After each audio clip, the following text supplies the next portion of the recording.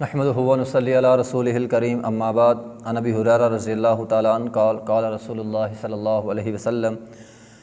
ابو ہریرہ رضی اللہ تعالیٰ عنہ بیان کرتے ہیں نبی علیہ السلام نے فرمایا ان اللہ لا ينظر الی اجسامکم ولا الی صورکم ولکن ينظر الی قلوبکم واعمالکم۔ نبی علیہ السلام نے فرمایا اللہ کو تمہارے یہ جو اعمال ہیں، اللہ تمہارے نہ جسموں کی طرف دیکھتا ہے نہ ہی تمہاری شکلوں کی طرف دیکھتا ہے۔ کوئی آدمی مضبوط ہے، اچھے جسم والا ہے، یا کوئی آدمی اچھی شکل والا ہے، اللہ نہ اچھی شکل کو دیکھتا ہے نہ اچھے جسم کو دیکھتا ہے۔ اللہ وَلَٰكِن يَنظُرُ إِلَىٰ قُلُوبِكُمْ وَأَعْمَالِكُمْ، اللہ تو دل کو دیکھتا ہے۔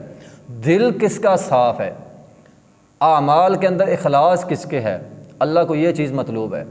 اگر آپ کا رنگ ڈنگ نہیں بھی اچھا، آپ کا دل اچھا ہے، آپ کے اعمال اچھے ہیں، تو آپ کی اللہ تعالیٰ کے ہاں بڑا مرتبہ اور مقام ہے۔ اِنَّ أَكْرَمَكُمْ عِندَ اللہِ أَتْقَاكُمْ، تو اللہ تعالیٰ کے ہاں مرتبہ اور مقام اس شخص کا ہوتا ہے جس کے دل میں اللہ کا ڈر ہو۔